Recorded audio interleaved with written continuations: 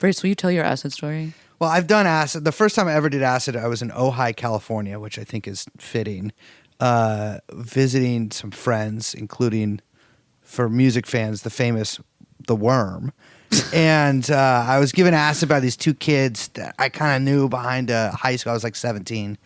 And I took it, and the entire night we were searching for this guy named the Yeti. And I'd never taken anything like acid before. And we were walking through just like the hill. You've been there, I'm sure. Yeah. And I was sweating, and I thought I had shit myself because my groin had never sweated so much, and so I was constantly checking into my pants. It's a great motion you're making. Well, I'll say, I have to show you. And and eventually we go like all throughout the little weird town of Ojai, and there's like horses and weird vineyards and shit like that.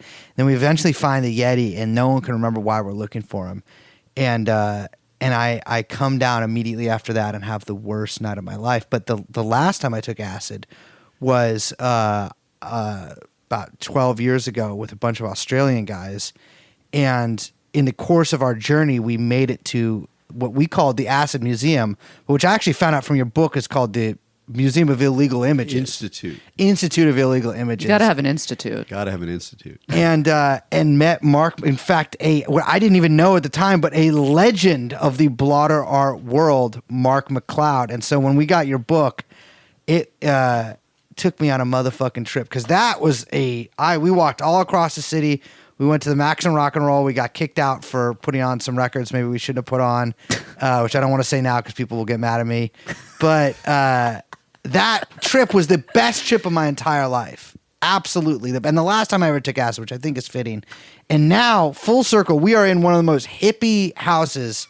I don't mean any disrespect by that, but no, there's some amazing artifacts. An artifact-laden house in an undisclosed location near Haight Street with Eric Davis, and we're talking about, in fact, his new book, Blotter, The Untold Story of an Acid Medium, heavily featuring Mr. McCloud. Mark McCloud. Yeah, no, I love your acid tales. First, I just got they really resonate with me growing up in Southern California. Like for me, the ideal acid trip really still, and I mean, it's not is a fruitless and funny quest. Yes, that takes you through the landscape of wherever you are in some kind of spirit of adventure and failure and goofiness and with your friends. Yeah, that's kind of for me, like it's not really, I encountered this and I melt down the fabric of space time. You go, yeah, that happens at moments along your silly quest.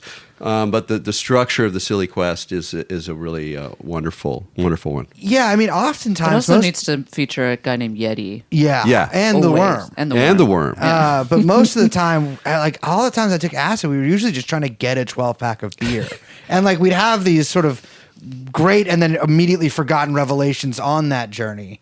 But I mean, to me, acid was just always a way to have fun with your friends. Yeah, no, I love that.